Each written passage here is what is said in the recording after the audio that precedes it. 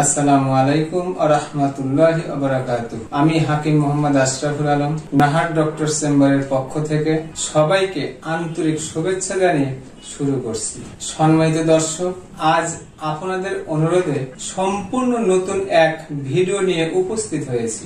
আজকের আলোচনা যাদের সামান্য উত্তেজনা বা বিনা উত্তেজনায় বীর্য বের হয় এবং বিয়ে করতে ভয় পাচ্ছেন বা স্ত্রীর কাছে যেতে লজ্জা পান, তাদের স্থায়ী সমাধানের বিষয় নিয়ে আলোচনা করব ইনশাআল্লাহ। তো যাদের সামান্য উত্তেজনায় বীর্য বের হয়, স্ত্রী বা গার্লফ্রেন্ডের সাথে কথা বললে পুঁইশাকের লালার মতো আঠালো পদার্থ বা বীর্য বের হয়, যারা বিয়ে করতে ভয় পাচ্ছেন অথবা বিয়ে করেছেন স্ত্রীর কাছে যেতে লজ্জা পান, আপনাদের স্থায়ী সমাধানের জন্য মনোযোগ সহকারে সম্পূর্ণ ভিডিওটি দেখার আমন্ত্রণ জানিয়ে শুরু করছি। সম্মানিত সুধী, যারা আমার চ্যানেলটি আজ প্রথম দেখছেন অথবা এখনো সাবস্ক্রাইব করেননি, ভিডিওর নিচে ডান পাশে লাল রঙের সাবস্ক্রাইব বাটনে ক্লিক করে এখনই সাবস্ক্রাইব করে নিন। পরবর্তী আপডেট পেতে পাশেই থাকা বেল আইকনে ক্লিক করে নোটিফিকেশন অন করে দিন।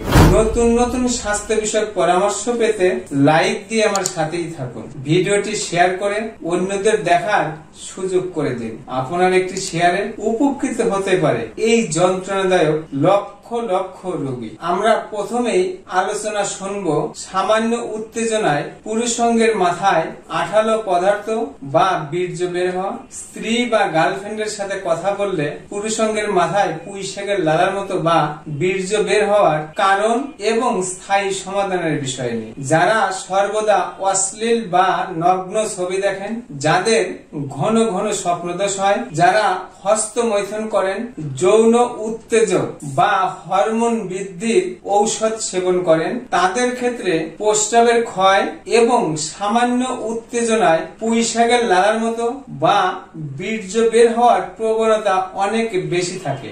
এছাড়াও প্রোস্টেট গ্ল্যান্ড বড় হয়ে যাওয়া এবং পেটের নানা রকম রোগের কারণেও হয়ে থাকে প্রস্রাবের ক্ষয় এবং সামান্য উত্তেজনায় পুরুষাঙ্গের মাথায় আঠালো পদার্থ বা বীর্য বের হওয়া। তো যাদের সামান্য উত্তেজনায় পুরুষাঙ্গের মাথায় আঠালো পদার্থ বা বীর্য বের হয়, স্ত্রী বা গার্লফ্রেন্ডের সাথে কথা বললে পুঁইশাকের লালার মতো আঠালো পদার্থ বা বীর্য বের হয়, অথবা প্রস্রাবের আগে ও পরে সাদা ভাতের মারের মতো বা পুঁইশাকের লালার মতো বের হয়, ঘন ঘন প্রস্রাব হয়, ঘোলাটে প্রস্রাব হয়, প্রস্রাব পরিষ্কার হয় না, ফোটায় ফোটায় প্রস্রাব হয়, প্রস্রাব আটকে থাকে, প্রস্রাবের রাস্তায় জ্বালাপোড়া করে এবং প্রোস্টেট গ্ল্যান্ড বড় হয়ে গেছে, তাদের ক্ষেত্রে সোফুপ ট্রাইবুলাস এবং সোফুপ রেসানল সেবনে সামান্য কিছুদিনের মধ্যে উপরোক্ত সমস্যা তো নিরাময় হবেই, সেই সাথে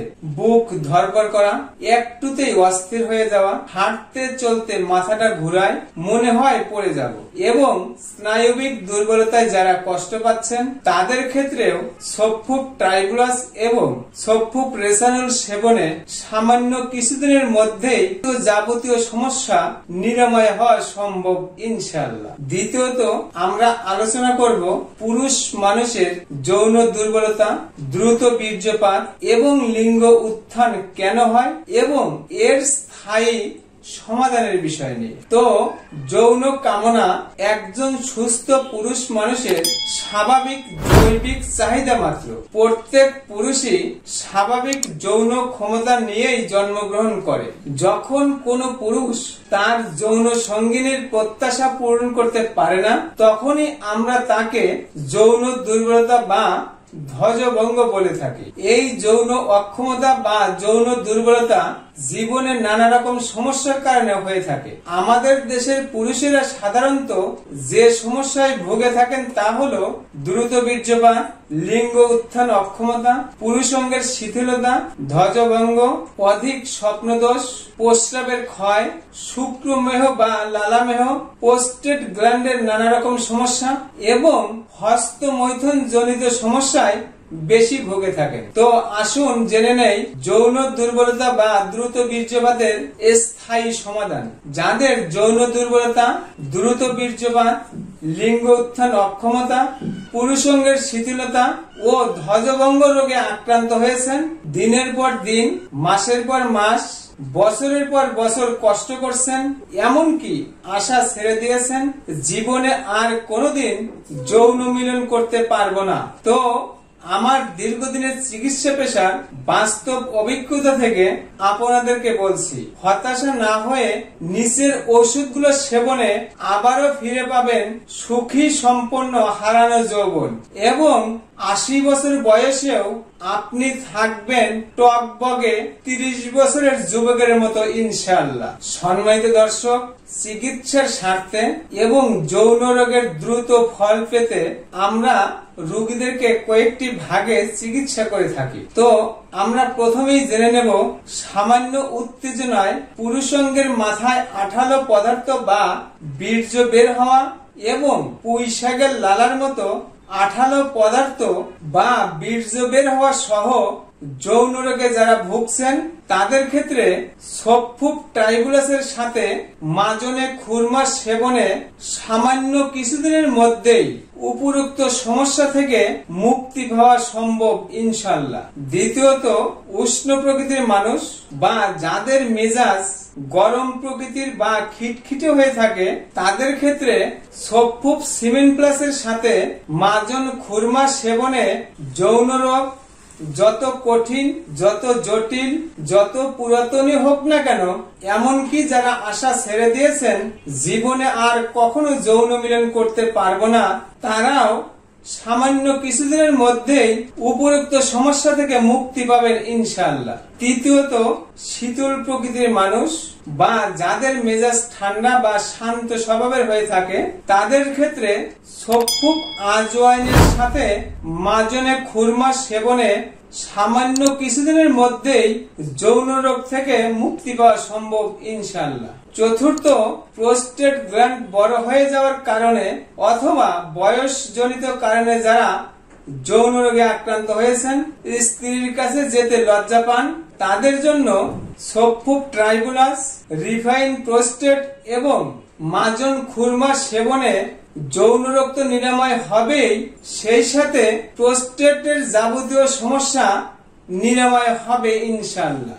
এছাড়াও ডায়াবেটিক্স রোগের কারণে যারা যৌন রোগে আক্রান্ত হয়েছেন, চক্ষু লজ্জায় কারোর কাছে কিছু বলতে পারেন না, তুষের আগুনের মতো ধুকে ধুকে জ্বলছেন, তাদের ক্ষেত্রে সফুব আবেহায়াতের সাথে সফুব আম্বুরি মুমিয়া সেবনে সামান্য কিছুদিনের মধ্যেই যৌন রোগ তো নিরাময় হবেই, সেই সাথে ডায়াবেটিক্সও নিয়ন্ত্রণ হবে ইনশাআল্লাহ। সতর্কতা, সম্মানিত সুধী, যাদের পেটের সমস্যা রয়েছে তারা পেটের চিকিৎসা না করে যৌন রোগের জন্য যত ডাক্তারি দেখান, যত ঔষধি খান এবং যত টাকাই খরচ করেন না কেন কোনো লাভ হবে না।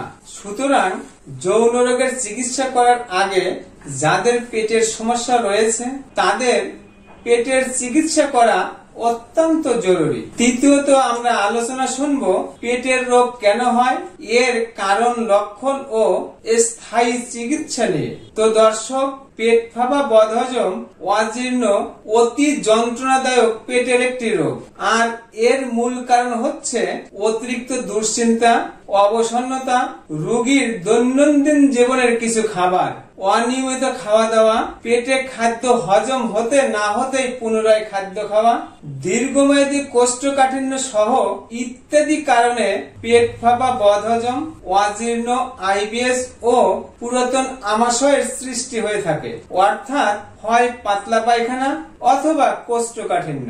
এ পর্বে আমরা আলোচনা করব পেট ফাঁপা, বদহজম, অজীর্ণ, আইবিএস ও নতুন পুরাতন আমাশয়ের উপসর্গ বা লক্ষণ নিয়ে। চুকা চুকা ঢেকুর ওঠে, গলা বুক জ্বালাপোড়া করে, নাভির নিচে মোচড় দিয়ে ব্যথা হয়, খাবার হজম হয় না, খাবারের পর পেট ভার ভার লাগে, ক্ষুধা লাগে না, পেটে ভাটভুট শব্দ হয়, তল পেটে ব্যথা হয়, বিশেষ করে সারা শরীর চাপায় কামড়ায় এবং ব্যথা হয়, হাত পা টাচ ধরে, ঝিনঝিন করে, খিস মারা ব্যথা হয়, হাঁটতে গেলে পা অবশ অবশ লাগে, কোনো কাজে মন বসে না।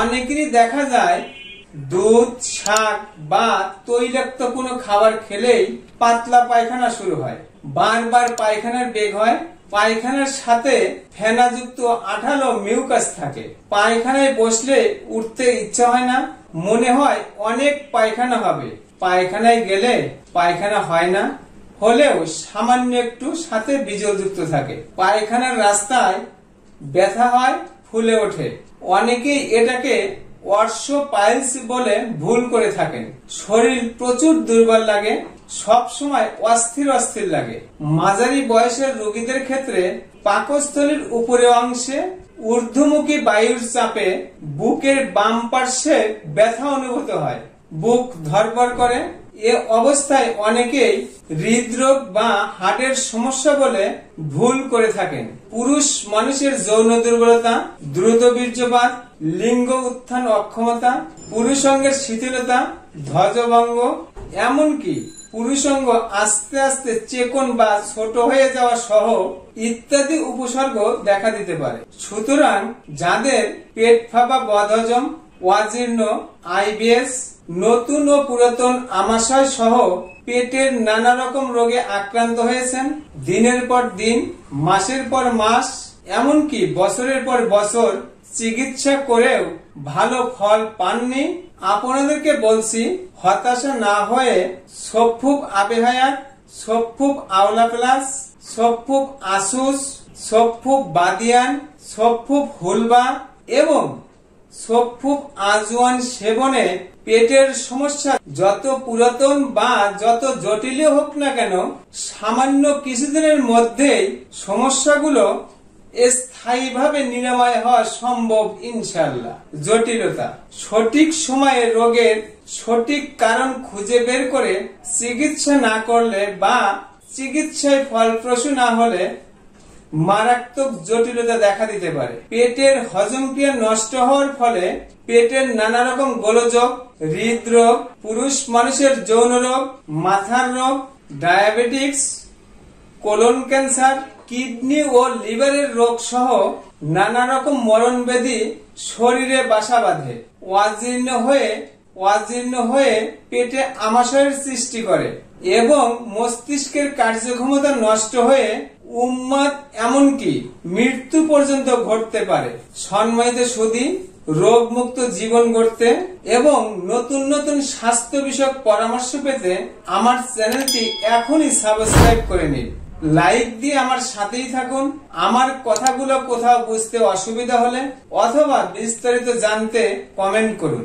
সম্মানিত দর্শক, আপনাদের শরীরে কোনো প্রকার রোগের উপসর্গ প্রকাশ পেলে আন্দাজে ফার্মেসি থেকে ওষুধ কিনে না খেয়ে একজন অভিজ্ঞ চিকিৎসকের পরামর্শ নেওয়ার আহ্বান জানিয়ে আজ বিদায় নিচ্ছি। আবারও দেখা হবে নতুন কোনো বিষয় নিয়ে। ততক্ষণ মহান আল্লাহ তাআলা আমাদের সবাইকে ভালো রাখুন, সুস্থ রাখুন। আসসালামু আলাইকুম ওয়া রাহমাতুল্লাহি ওয়া বারাকাতুহু।